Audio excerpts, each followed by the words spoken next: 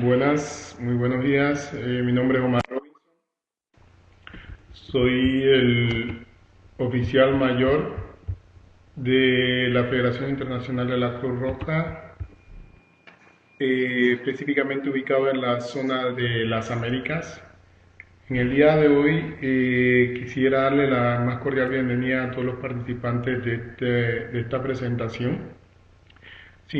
No sin antes darles a conocer que esto es solamente una presentación que va a representar una pequeña guía de cómo debiéramos proceder nosotros en una situación en donde tuviéramos que tomar la determinación de establecer un procedimiento, un proceso de tratamiento de agua a nivel domiciliario y sobre todo en una situación de emergencia.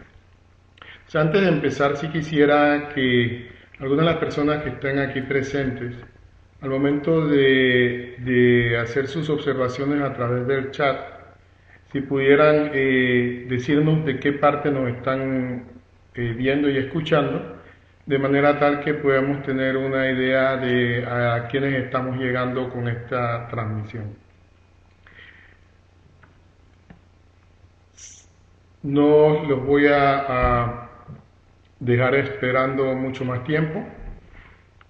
Lo importante de esta presentación es que nosotros entendamos que muchas veces en una situación de emergencia nos llevamos a tratar las emergencias como una situación estática y todas las emergencias son dinámicas. Ninguna emergencia es igual a otra. Las emergencias van a variar dependiendo del contexto y de la situación que se encuentra en ese momento. Importante saber también que no podemos nosotros tomar una decisión de cuál va a ser nuestra implementación sin antes consultar con la población. Entonces es muy importante que sepamos eso al momento de nosotros determinar cuál va a ser el tipo de intervención que vamos a estar realizando en una situación de emergencia. Esta presentación tiene que ver más que todo con el tratamiento de agua a nivel domiciliario. Sabemos bien que muchas veces vamos a encontrar situaciones de emergencia en donde tengamos implementaciones de tipo de ingeniería, por ejemplo, plantas de tratamiento, perforadoras de pozos. Estas son estrategias que vamos a utilizar en el tipo de intervenciones cuando estamos hablando de ingeniería. Pero en este caso nosotros vamos a hablar específicamente del tratamiento de agua a nivel domiciliario.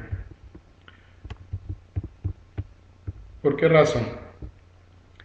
Podemos encontrar una intervención en donde tengamos una infraestructura completa en temas de tratamiento de agua, en donde, por ejemplo, en el caso específico que tuvimos nosotros en Haití, donde la actividad principal que se desarrollaba era la actividad de distribución de agua a través de tanqueros y también la venta de agua a través de los kioscos de agua.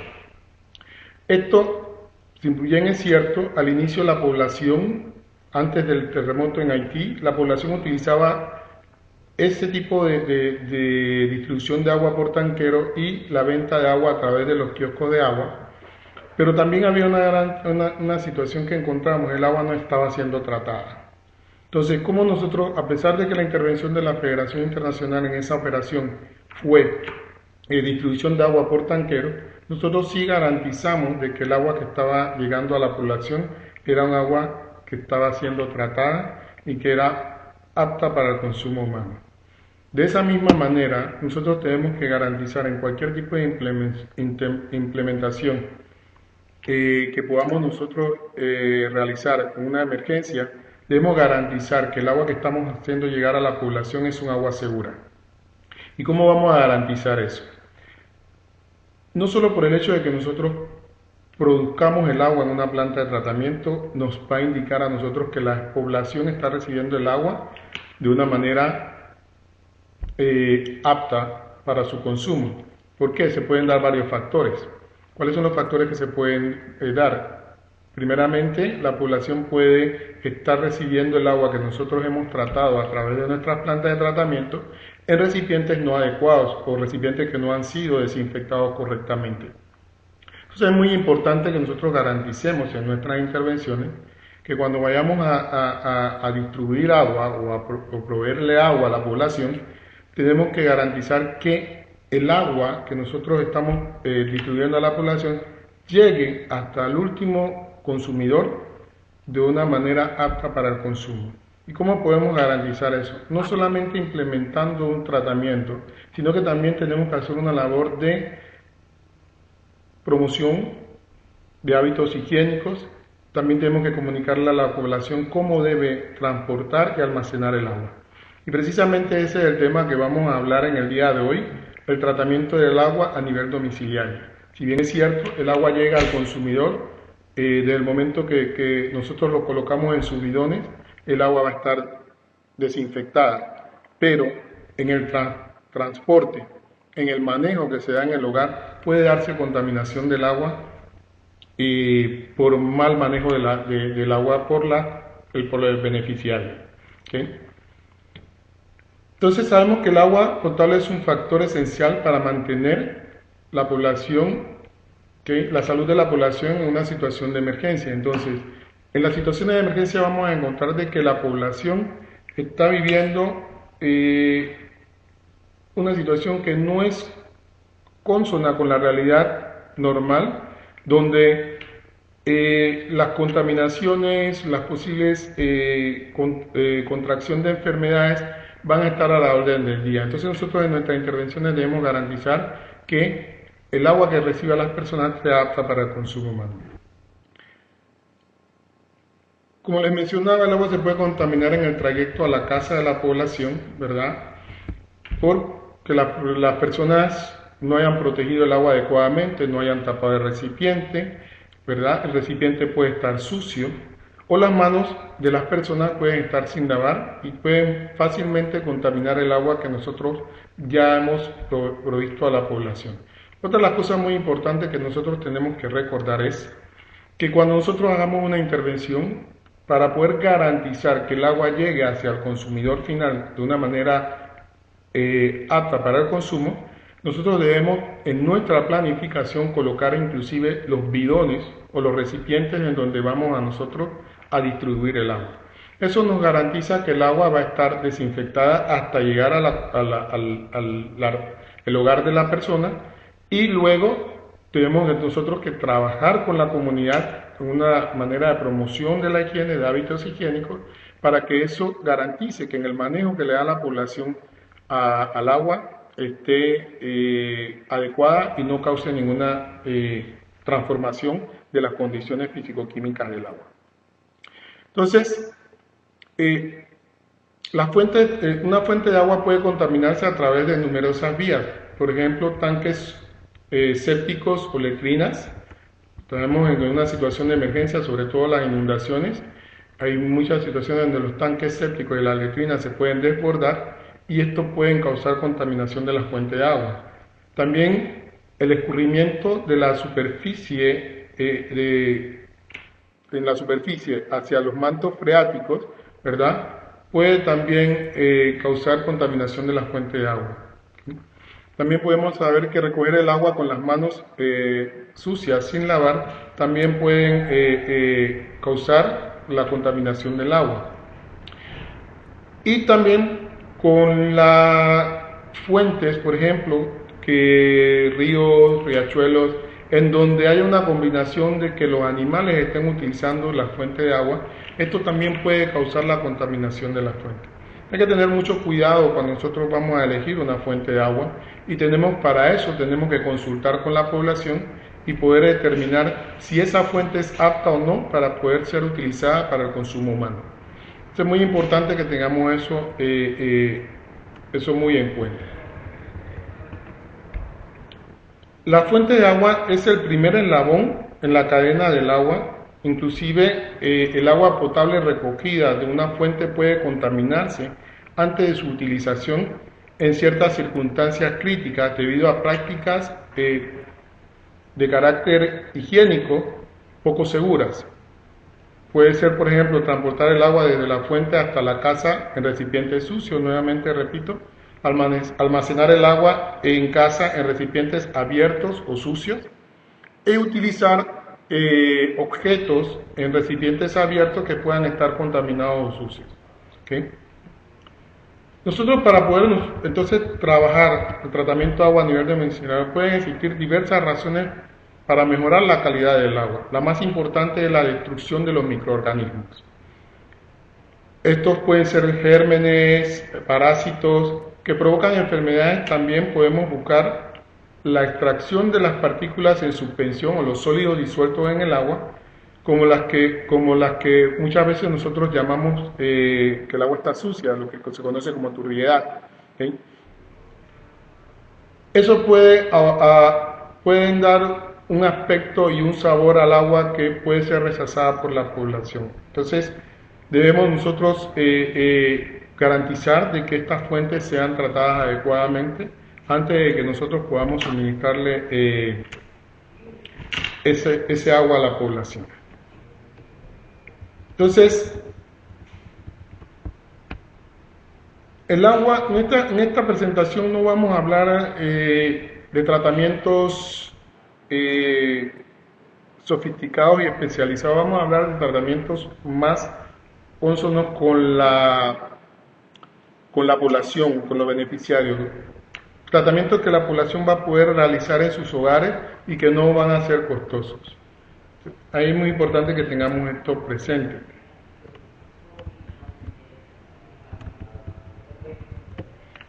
Hay preguntas que nos hacen muchas veces los beneficiarios de saber, por ejemplo, cómo nosotros podemos saber si el agua está contaminada o no. Para los técnicos, nosotros sabemos que hay muchas formas de poder determinar la contaminación del agua o no, que son por los exámenes físico-químicos y microbacteriológicos que nos van a garantizar a nosotros la cantidad de bacterias presentes en el agua o microorganismos que nos puedan causar algún tipo de situación adversa en el tratamiento del agua que estamos realizando. ¿Sí? Estos tratamientos van a requerir equipos y productos químicos, ¿verdad?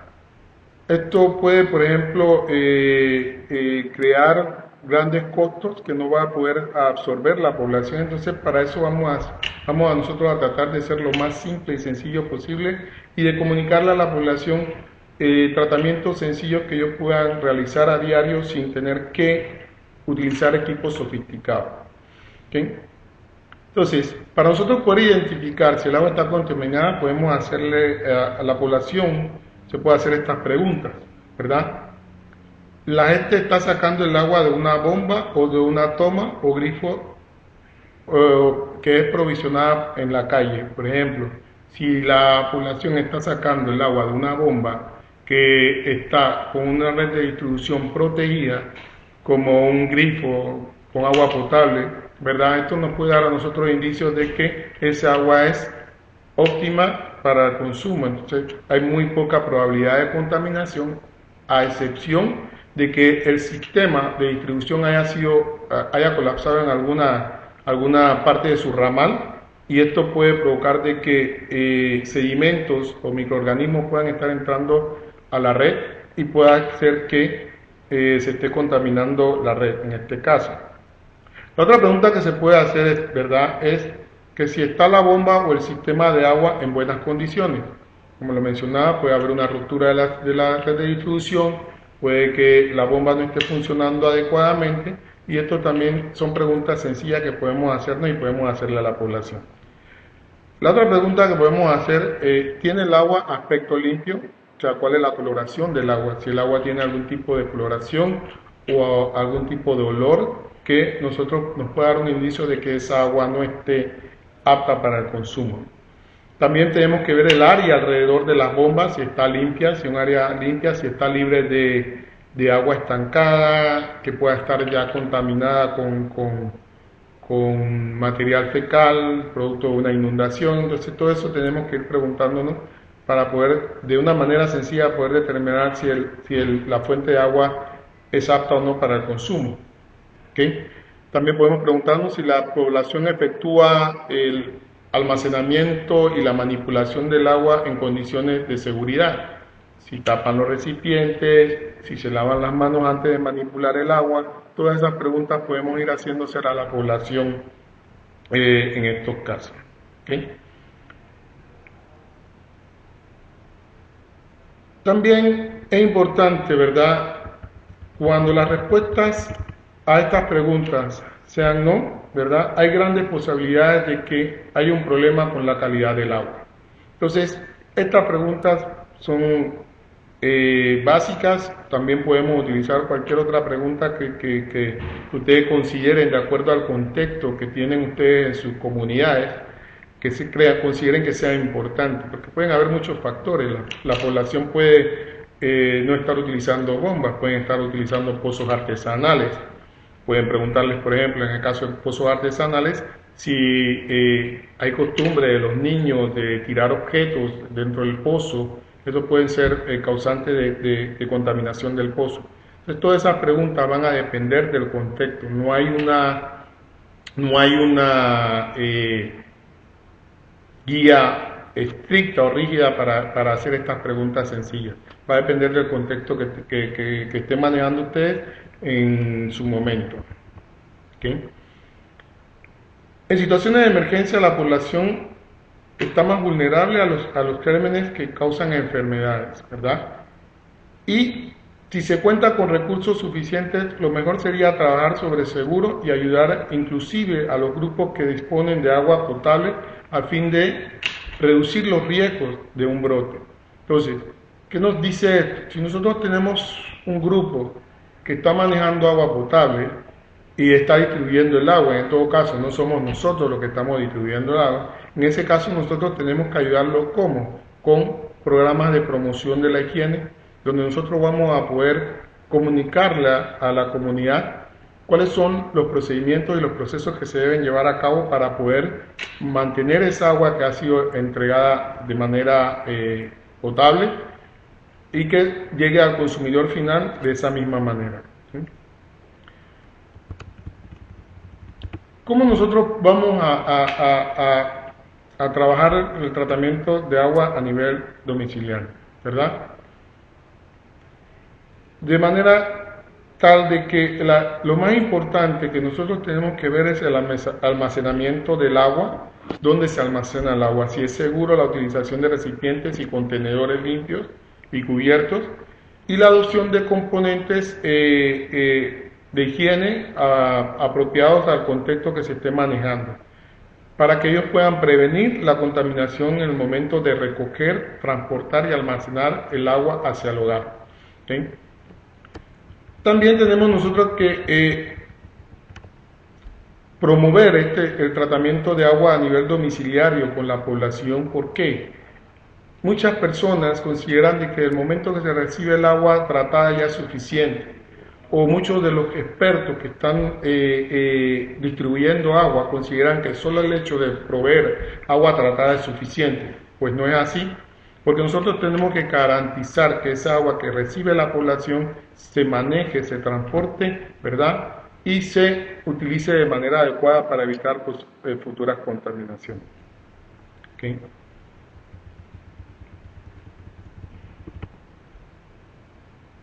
Las actividades para mejorar la calidad de agua de los hogares pueden tener efectos considerables sobre la salud y bienestar de una gran población en poco tiempo. Muchas de las personas dicen que para nosotros poder llegar a la población tenemos que llegar con agua segura, pero lo importante es no solamente llegar con agua segura, sino cambiar hábitos, ¿verdad?, higiénicos en la población. Y para cambiar hábitos higiénicos en la población no podemos nosotros ver solamente la distribución, sino también el tema de la promoción de la higiene. ¿Cómo nosotros vamos a educar a la población a manejar ese agua, a tratar ese agua a nivel domiciliario de manera tal de que eso pueda revertir en su salud? Bien, ¿cómo vamos entonces? Vamos a entrar nosotros al tratamiento de agua. ¿Cuáles son algunos de los temas que podemos nosotros utilizar para tratar el agua, por ejemplo.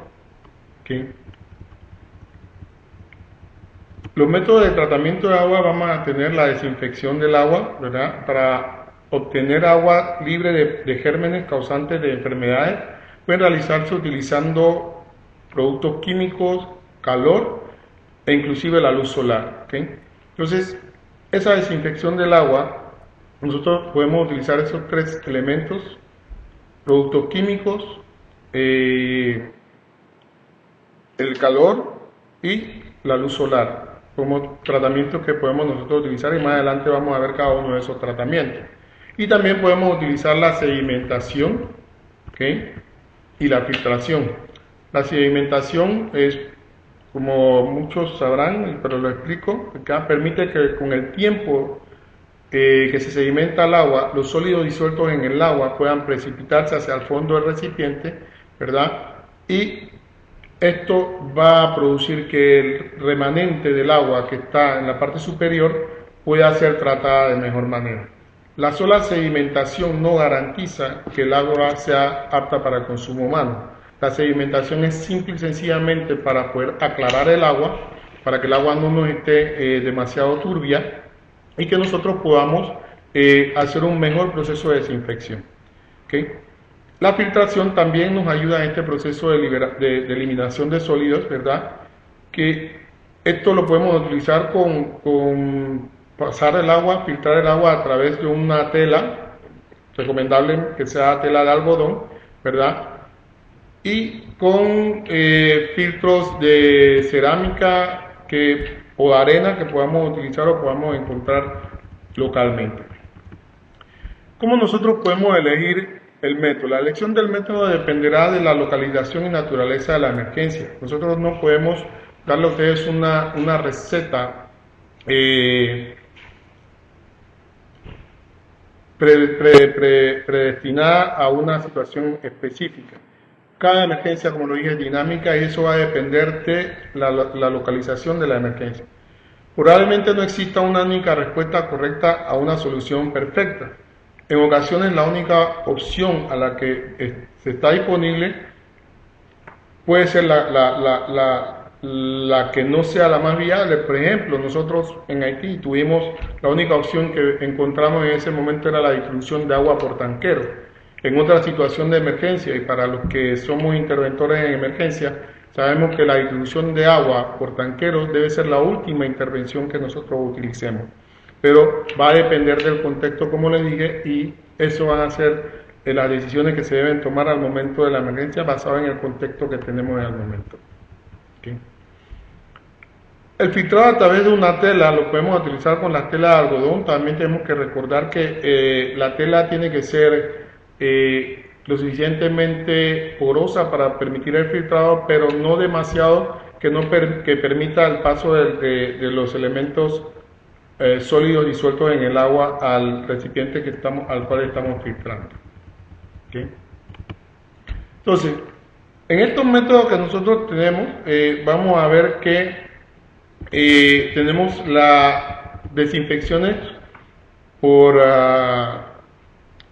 agua hervida, cuando hervimos el agua. ¿Okay? Esto nos produce una situación en el momento de las comunidades donde la comunidad a veces nos rechaza el agua hervida, nos rechaza el agua que está clorada y nos rechaza también cualquier tipo de productos químicos presentes en el agua. Entonces, vuelvo y reitero, lo importante del tratamiento de agua a nivel domiciliario tiene dos aspectos, que es la parte de la implementación del tratamiento, ya sea por medios mecánicos de ingeniería y la promoción de la higiene, que es muy importante para que la población acepte el agua que nosotros le estamos proporcionando. Entonces nosotros vamos a encontrar de que hay medios para hervir el agua. Sabemos de que no es el hecho de que porque el agua esté echando humo, significa que ya el agua está tratada. Tenemos que llevar al punto de ebullición. Significa esto de que cuando estamos hirviendo el agua debe estar en punto de ebullición y tiene que estar haciendo burbujas. Esto luego al momento de que esta agua empieza a hervir y empieza a está en ese punto de ebullición, nosotros tomamos media hora en ese proceso de ebullición para que el agua se desinfecte correctamente. ¿Okay? También al momento de hervir el agua tenemos que tomar en consideración las temperaturas, porque dependiendo de las temperaturas también tenemos nosotros que saber de qué forma vamos o no a tratar el agua. ¿Okay? El tratamiento solar. El tratamiento solar es utilizando recipientes ya sea de plásticos o de vidrio para lo que se utiliza como el método SOIS. El método SOIS es un método en donde nosotros vamos a colocar agua en un recipiente claro, translúcido, que luego va a ser pintado a la mitad con una coloración más oscura, si lo queremos. Si no, podemos colocarlo sobre el tejado de la vivienda para que los rayos ultravioletas hagan el proceso de desinfección del agua a través de los rayos ultravioletas. ¿Okay? Y tenemos entonces el tratamiento por productos químicos, que considero que es el más seguro, que es el tratamiento a través del cloro o la lejía, como se conoce en algunos países. También tenemos temas como el water scan, que son productos que se utilizan para desinfección del agua. Tenemos, ustedes me podrán aclarar algunos productos que utilizan ustedes en sus comunidades, que son locales, que son muy funcionales para la desinfección del agua. Entonces, mientras más sencillo sea el producto, mucho mejor, y para nosotros y el que más accesible a la población es el cloro. ¿Sí? Entonces, el tratamiento con el cloro, nosotros vamos a colocar el cloro en el recipiente a desinfectar y lo vamos a mantener por espacios de 30 minutos, y dependiendo de la cantidad de cloro residual que tenga el tratamiento del agua, podemos dejarla en reposo por un periodo de tiempo para que baje el nivel de concentración de cloro. Todos los problemas que podamos tener en el tratamiento pueden superarse con métodos sencillos. Es importante hablar del tema con la gente. La gente es la que nos va a decir a nosotros cuáles son los productos que ellos utilizan en las comunidades. Las poblaciones tienen mayor experiencia en cómo procesan el agua en algunos casos no, porque no están acostumbradas a tratar el agua. Nosotros no podemos llegar a una implementación a nivel domiciliario tratando de imponer nuestras técnicas, sino que tenemos que comunicarnos con la población para que la población nos oriente en cuál sería la mejor metodología, y nosotros a su vez orientar a la población en cuál es el mejor proceso para poder tratar el agua.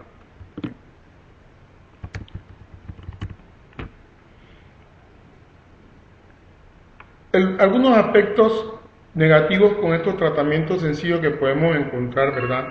Es que para hervir el agua en áreas rurales se va a necesitar aproximadamente 1 kilogramo de leña para poder hervir 1 litro de agua durante 1 minuto. El hervido no debe promoverse en zonas en donde haya escasez de madera, ¿verdad? Y no haya otras opciones disponibles para calentar el agua. Entonces, vuelvo a repetir que el tipo de implementación que vayamos a utilizar va a depender de la zona o el contexto que estamos utilizando. ¿Okay? También, otro aspecto negativo de hervir el agua es que el hervir el agua no disminuye la turbidez del agua. Entonces, para eso nosotros tenemos que hacer un pretratamiento, que sería la sedimentación, para eliminar los sólidos disueltos en el agua, y de esa manera nosotros podamos llevar agua segura a la población. El otro aspecto negativo que tiene el hervir el agua es que no tiene efecto residual, por lo que un almacenamiento incorrecto puede llevar a la contaminación del agua. Debemos saber de que, de forma general, muchas de las personas que tienen problemas de agua, puede haber ciudades que tengan grandes redes de distribución de agua, pero que no es un sistema de distribución continuo, donde hay escasez de agua porque la red de distribución no es continua. Esto produce que la población tome la práctica de almacenar el agua.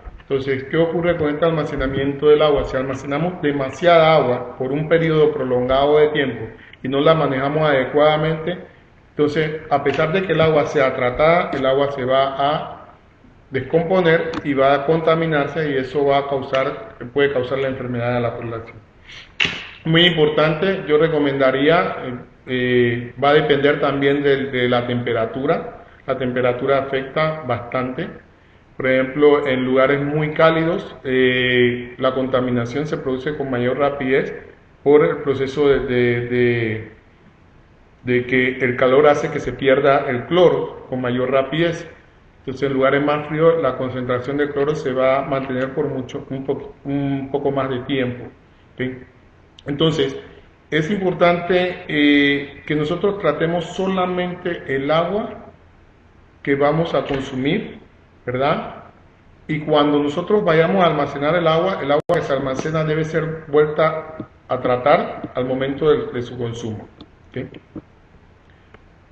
Entonces, por ejemplo, cuando nosotros ya tenemos el punto de ebullición, ¿verdad? En temperaturas bajas,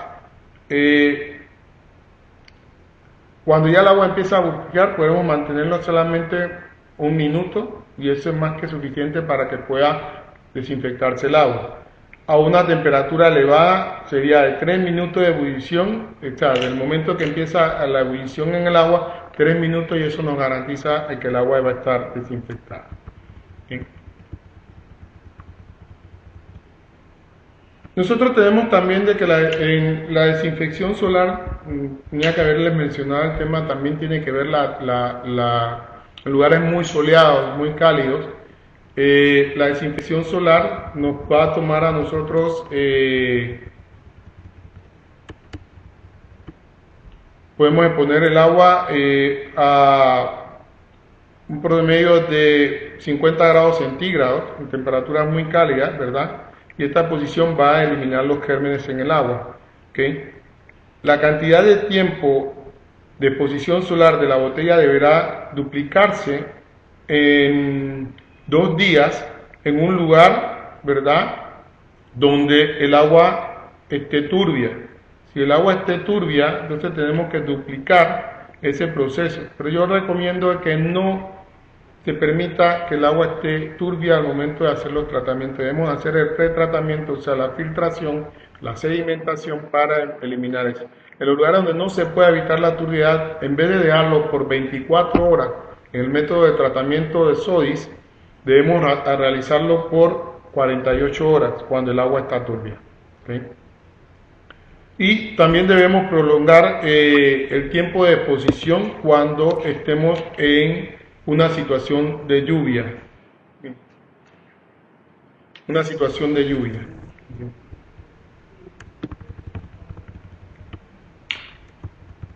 Bien, entonces también nosotros tenemos que tomar en cuenta cuando estamos utilizando el tratamiento de SODIS, de que para poder mejorar ese tratamiento debemos nosotros agitar antes de colocar el recipiente al sol, debemos agitar la botella para que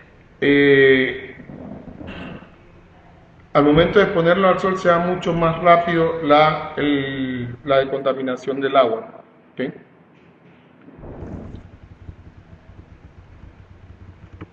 La desinfección química, nosotros tenemos que tomar en cuenta de que al nosotros utilizar la desinfección química como el cloro, la gente va a rechazar el agua por el sabor, ¿verdad? Por el olor del cloro. Entonces, en emergencia generalmente lo que hacemos es hiperclorar el agua. Hiperclorar el agua, ¿por qué? Porque hipercloramos el agua para poder garantizar que en el transporte, ¿verdad?, donde se pierde concentración de cloro, en el manejo a nivel domiciliario, donde también se pierde concentración del cloro, se pueda garantizar de que llegue agua apta al consumo de una manera más eficiente. Pero también en ese contexto tenemos que tomar mucho cuidado en la cantidad de hipercloración que vamos a estar utilizando. Debemos jugar con esa hipercloración de manera de que podamos mantener el agua a un nivel clorado, pero con bajas concentraciones de cloro. ¿Okay? Entonces, hay varios componentes químicos que podemos utilizar. Podemos utilizar el water líquido, ¿verdad? Que es un cloro líquido que tiene el mismo efecto que las tabletas de cloro. Entonces, este es WaterGuard, lo podemos encontrar en algunos países y es importante mencionarlo porque puede ser alguno de los componentes químicos que vamos a estar utilizando. ¿Okay?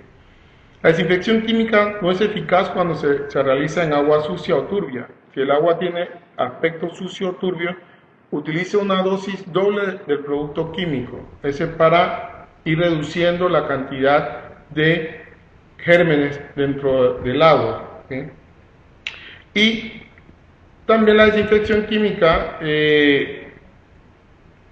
puede hacer que quienes la beban la encuentren con un sabor desagradable. Esto podría inducir a interrumpir el tratamiento o el consumo del agua de la población.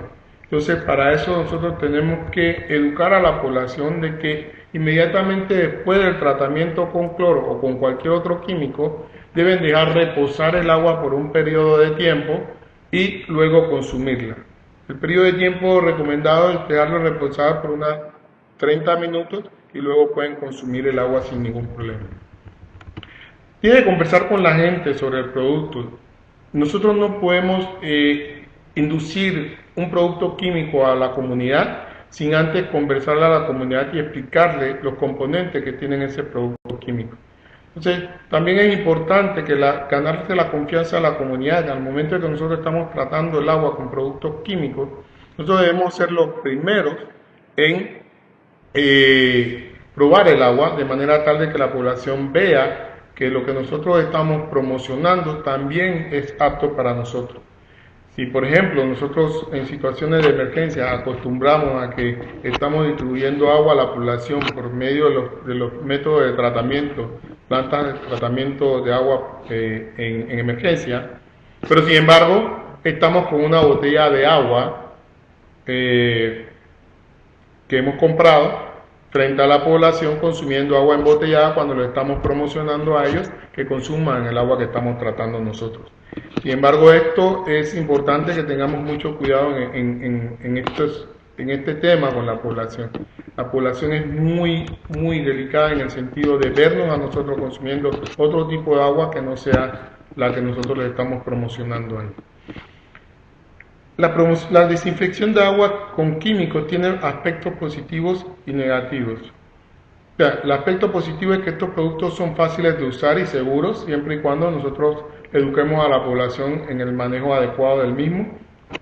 También existe un efecto residual de desinfección, lo cual brinda cierto grado de protección al agua, ¿verdad?, contra recontaminación del agua. Entonces, esta es la ventaja que tienen los productos químicos contra los otros métodos que se están utilizando en el tratamiento de agua. ¿Okay? Las partes negativas que podemos mencionar son que estos productos son remitidos desde el exterior de la comunidad, ¿okay? No es algo que la comunidad conozca, ¿okay? Entonces hay que tratar de convencer a la comunidad de que esos productos no son nocivos para su salud, ¿okay? La otra parte negativa del tratamiento con químicos es que no libera de todos los gérmenes causantes de enfermedades, ¿verdad? Eso significa que puede que elimine un porcentaje, pero no todos. Pero tenemos nosotros que saber cuáles son los patógenos y los gérmenes que el cloro o los agentes químicos que estamos utilizando van a desinfectar. Entonces, eso tenemos que comunicárselo a la población. ¿Okay? Entonces, en la sedimentación, como le dije, que si el agua está turbia, deben dejar el agua asentarse por un periodo de 24 horas, ¿verdad? El agua, si no se vuelve transparente, puede ser por causa de que haya otros tipos de químicos, ¿verdad?, y agentes patógenos en el agua que van a complicar el tratamiento del agua. Entonces, en ese caso, por ejemplo, en el caso del hierro, que es, en algunos casos nos encontramos agua con alto contenido férrico, que para la población es sumamente desagradable el olor y el sabor de ese tipo de agua. inclusive la coloración de la misma. Entonces nosotros debemos tratar de buscar los procedimientos adecuados para poder tratar ese agua. En este caso podríamos utilizar los medios de aireación que pueden utilizarse de una manera artesanal, pueden ser utilizadas para poder ayudar a mejorar la calidad de ese agua. Y también tenemos, por ejemplo, en el método de sedimentación, podemos utilizar el método de 3 vasijas, en donde vamos a utilizar las 3 vasijas y vamos a ir colocando el agua en la primera vasija, luego la pasamos luego de cierto periodo de sedimentación la pasamos a la segunda vasija, y así sucesivamente hasta que el agua esté bastante clara para luego poder ser tratada, ya sea por el método de hervir o por el método de desinfección con químicos. ¿Okay? Debemos encontrar también la sedimentación química. La sedimentación química la podemos realizar con elementos químicos que se conocen como floculantes, que estos van a producir que se dé el proceso de floculación, en donde los sólidos disueltos en el agua van a precipitarse hacia el fondo del recipiente, y eso nos va a ayudar a aclarar el agua de una manera mucho más efectiva. Si nosotros al momento de hacer la sedimentación sin ningún tipo de químicos, vemos que por los componentes minerales que tiene el agua, la sedimentación es muy demorada, entonces se recomienda utilizar la sedimentación química, que sería por medio de los floculantes. Hay muchos flóculos que podemos utilizar, ¿verdad? Que es el sulfato de aluminio, es uno de los floculantes que podemos utilizar, y el otro es el fluconol, que es otro floculante que se puede encontrar en varias poblaciones, y uno que se está utilizando mucho, que es más de carácter comercial, es el Pure, que tiene no solamente el floculante, sino también el químico para desinfección, o sea, el cloro, para poder desinfectar a la vez que hace el proceso de sedimentación con floculante. Estos son algunos de los elementos que podemos nosotros utilizar para este proceso. ¿Okay? Como nosotros tenemos solamente media hora para nuestra presentación y estábamos tratando de hacer una presentación de una manera inicial, ¿verdad? Vamos a parar aquí y vamos a entrar a la parte de responderles sus preguntas. ¿Ok? Así que me dan un momento para ver las preguntas que he recibido de parte de ustedes y para poder responderles.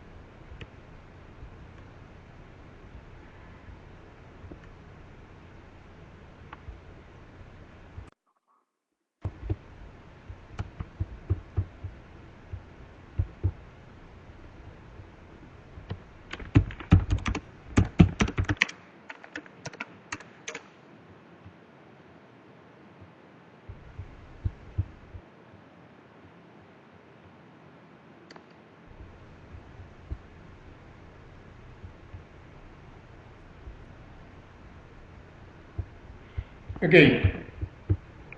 La primera pregunta que tenemos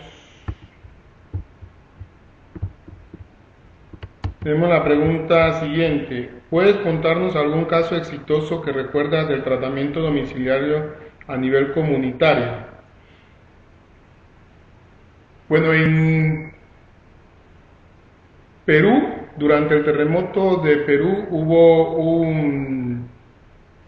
una implementación que tuvimos en donde inicialmente colocamos puntos de distribución en diferentes lugares de la ciudad de Perú, en donde luego de estos puntos, nosotros a pesar de que estábamos llevando agua tratada, implementamos la distribución de filtros de velas en la comunidad y eso fue sumamente exitoso con la población hasta cierto punto. ¿Por qué? Porque al momento que la población la estaba utilizando muy bien, perfecto, pero luego tuvimos el problema del reabastecimiento de las velas en la población. Se hizo un trabajo comunitario en donde se le educó a la población de cómo tratar los filtros, cómo lavar los filtros de vela y se les suministró cierta cantidad de repuestos, pero luego de ese proceso no hubo una continuidad a ese proceso debido a que eso era una implementación temporal, no era una implementación permanente.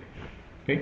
La siguiente pregunta, ¿dónde podemos conseguir material virtual complementario en Watson? Nosotros vamos a estar utilizando la plataforma de Desaprender de una manera mucho más frecuente.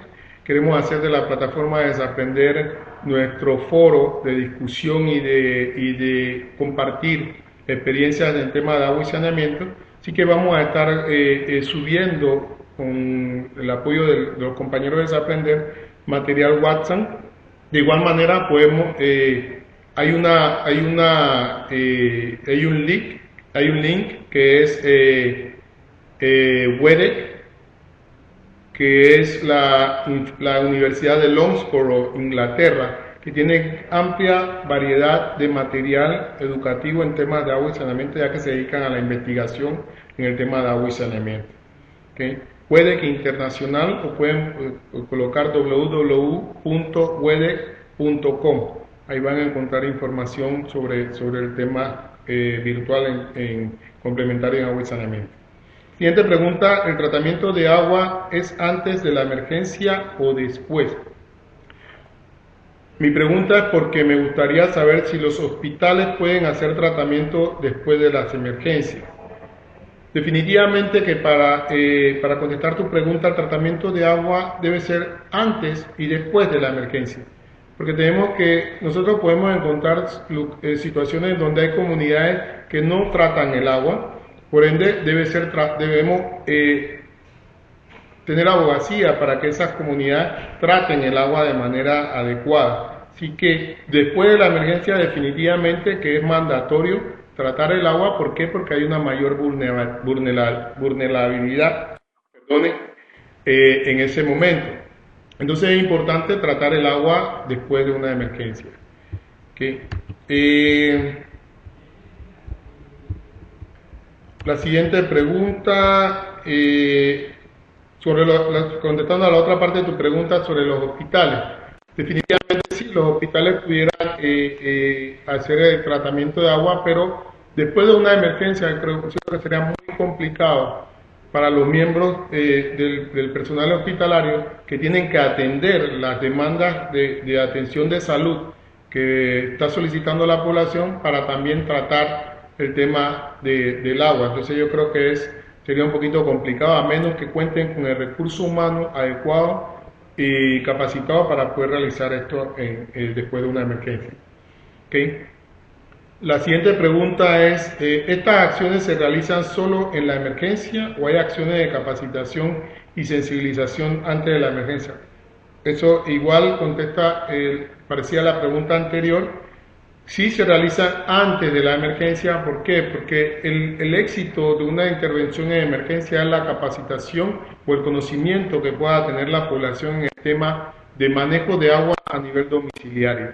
Si la población ya sabe cómo manejar el agua a nivel domiciliario, automáticamente después de una emergencia ellos van a poder saber cómo tratar el agua durante la emergencia o después de la emergencia.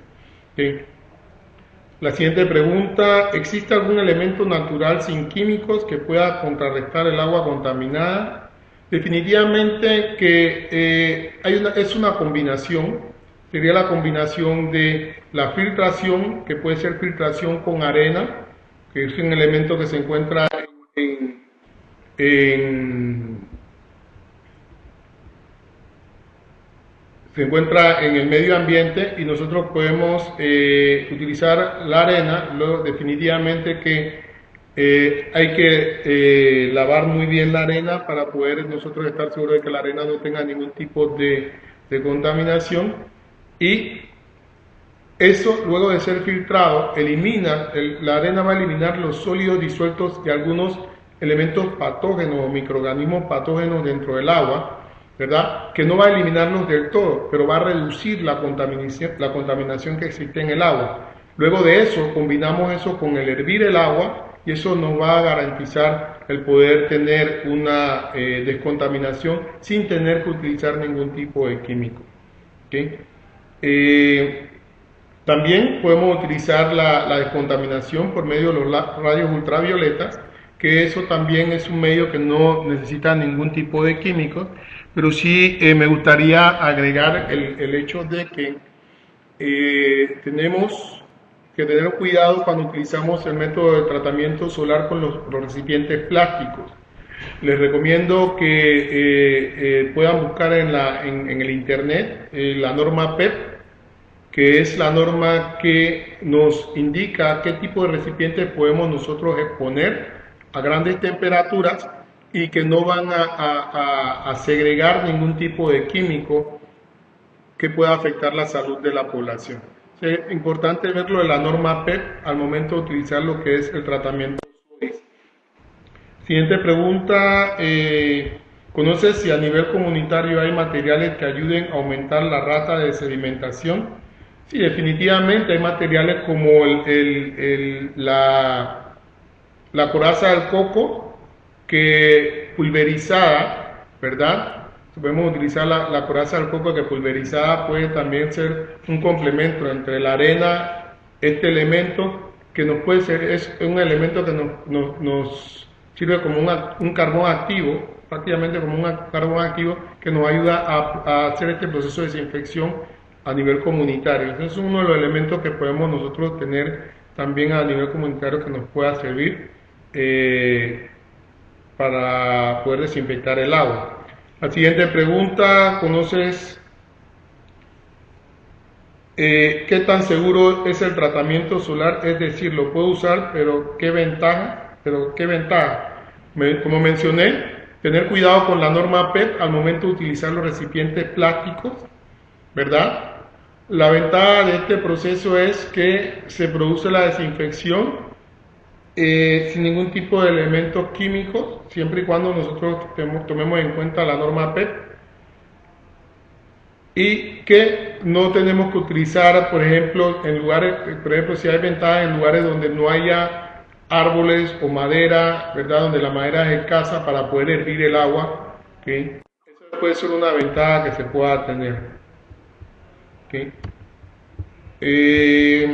Voy a ver otras preguntas. Segundito.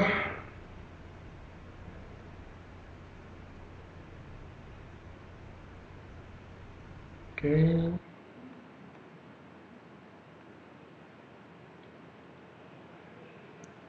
¿Cómo es la comunicación de la Federación Internacional con los gobiernos en el tratamiento de agua? Me refiero a acuerdos con las autoridades locales.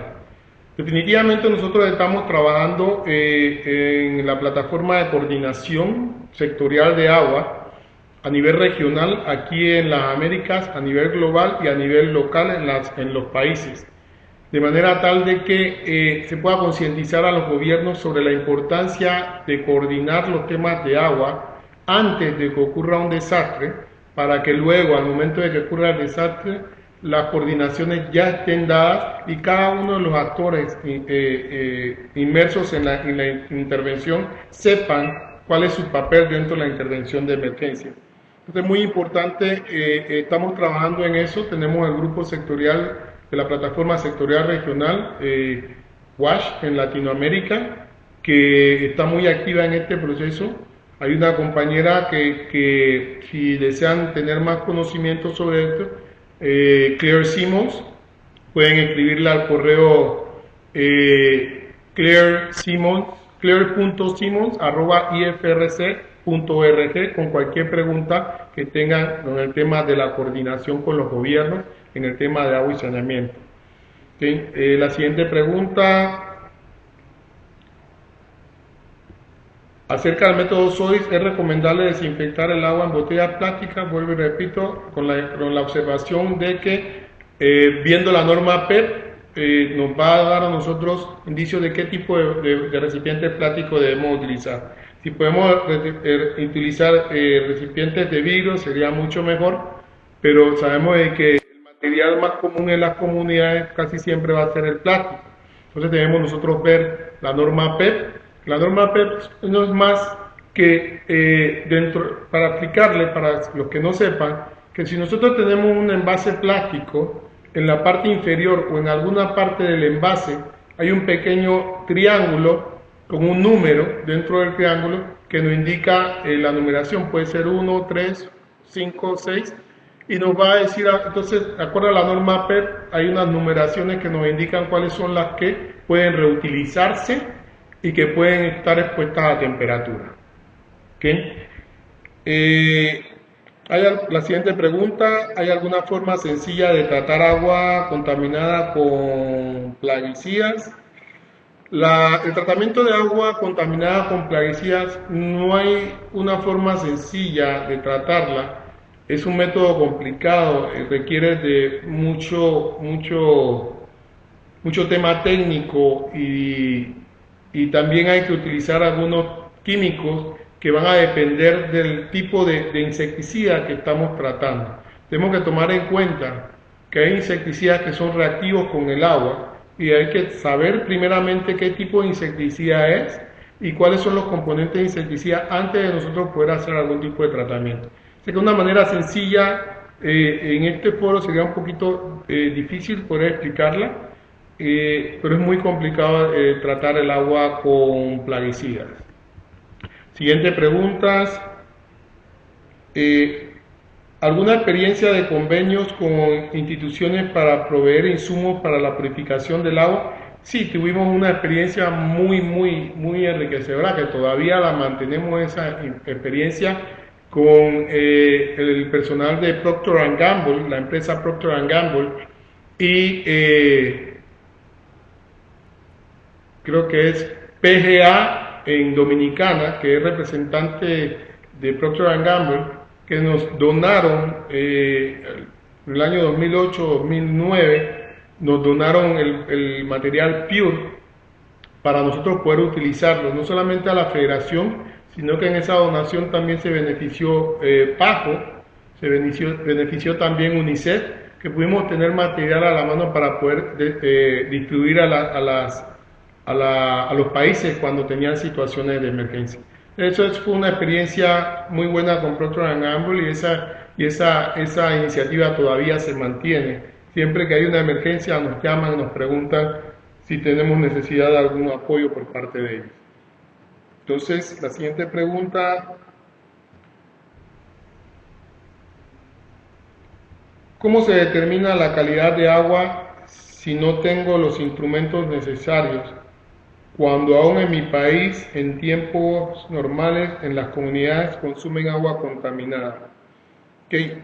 Mencioné, para determinar la calidad del agua, sin tener los medios, ¿verdad? Es más que todo por método de observaciones físicas del agua. ¿Okay? Nosotros tenemos que tomar en cuenta que el análisis físico del agua incluye poder determinar el color, el sabor y el olor del agua. Si nosotros tenemos un agua que está turbia o la vemos turbia o sucia, ¿verdad? Ya debemos determinar de que la calidad del agua no es buena. Si tenemos un agua transparente, está translúcida, pero sin embargo tiene un olor fétido o tiene un olor a un compuesto químico, también debemos suponer también de que hay un compromiso a a la calidad del agua, ¿verdad? Y también el sabor del agua también nos puede dar indicios de que hay un compromiso a la calidad del agua. ¿Okay? Podemos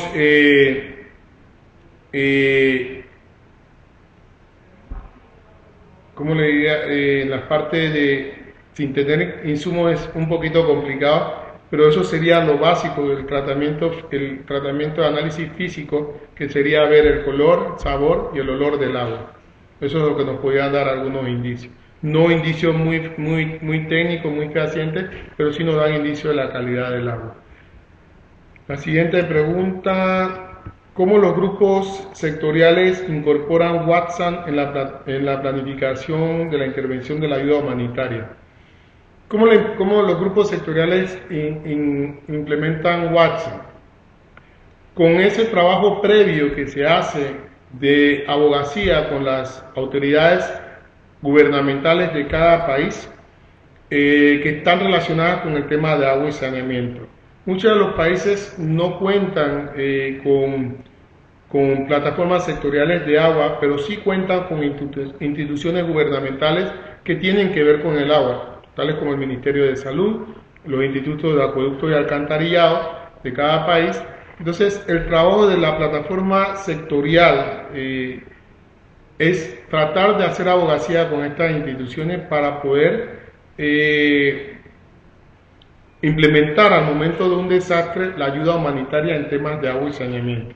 Esa abogacía se ha estado realizando con muy buenas experiencias a nivel de Latinoamérica. Recuerdo yo que nosotros iniciamos la plataforma sectorial aquí en Panamá regional con 3 organizaciones, entre ellas Procter & Gamble, UNICEF, la Federación Internacional de la Cruz Roja y Oxfam. Fueron las 3 organizaciones que organizaron el grupo sectorial de Latinoamérica. Y este grupo actualmente, en la última reunión que se realizó aquí en Panamá el mes pasado, tuvimos más de 18 participantes de diferentes países, de diferentes organizaciones, con sus contrapartes de país. Eso significa de que sí se está llegando a esa incorporación de la planificación de la intervención de agua y saneamiento hacia las plataformas sectoriales locales o de país en nuestros diferentes países de Latinoamérica.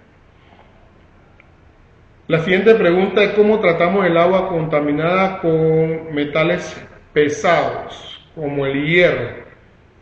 Por ejemplo, con el hierro, como lo mencioné, lo que vamos a hacer es un proceso de aireación para poder disminuir los niveles de férricos que tiene el agua. Y este proceso de aireación, hay varios modos artesanales que se pueden realizar, pero el más eficaz es el método de aireación para poder eliminar los metales pesados.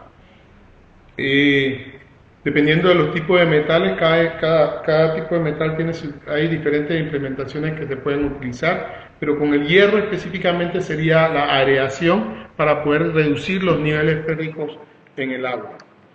La siguiente pregunta: recomendaciones de cómo organizar a una comunidad antes, durante y después para estar preparados ante una contaminación.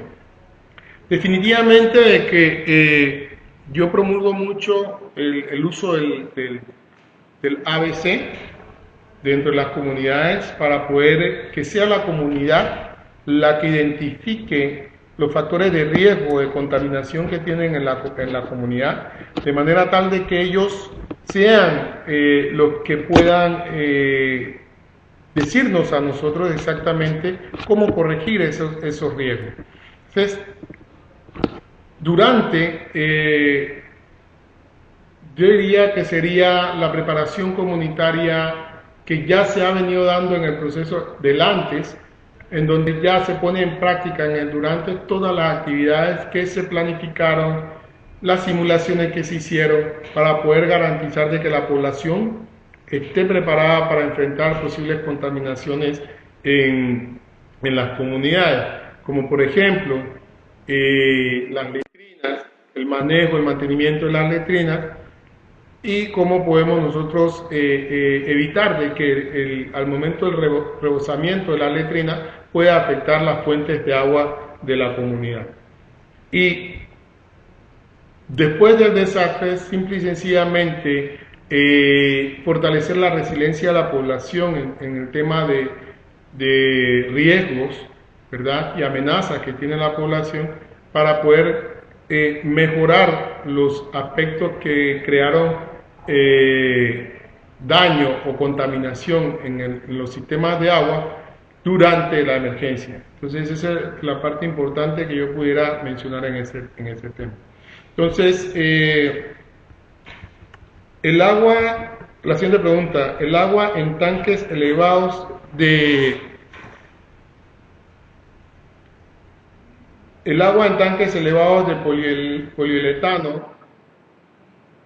polietileno, perdón, ¿cuánto tiempo se deberán tratar?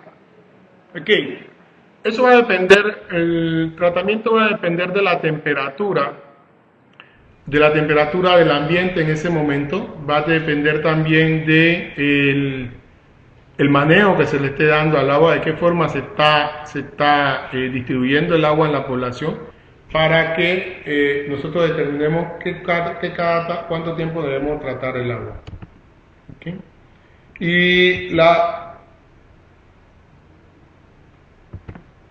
siguiente pregunta, quiero captar agua de techos, filtro las primeras aguas que caen, ¿qué tratamiento debería de darle?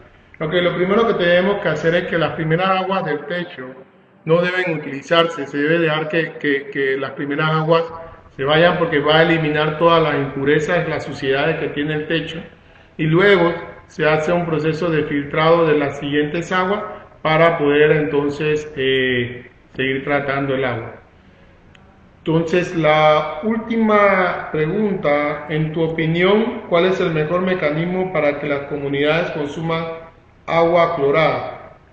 El mejor mecanismo para que las comunidades consuman agua clorada es la promoción de la higiene, el trabajar con la comunidad, el aprovechar esos momentos de distribución de agua, de distribución de insumos como kit de higiene, kit de aseos, para conversar con la comunidad, para escuchar a la comunidad y entender qué es lo que la comunidad está viviendo en su contexto y explicarles que el agua clorada no es dañina para la salud. Y también con el ejemplo de que ellos vean que nosotros al consumir el agua clorada no estamos sufriendo ningún tipo de daño a nuestra salud. Y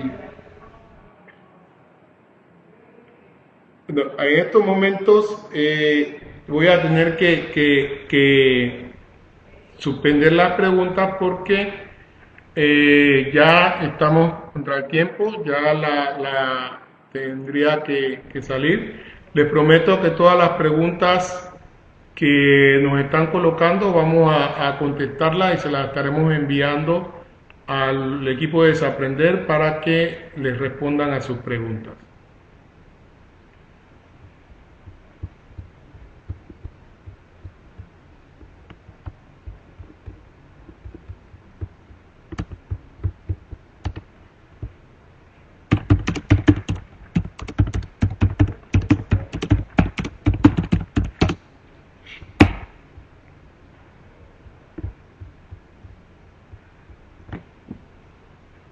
Entonces, señores, a todos ustedes muchas gracias por su tiempo, el haber estado con nosotros en la mañana de hoy. Espero que esta presentación les haya servido de algo.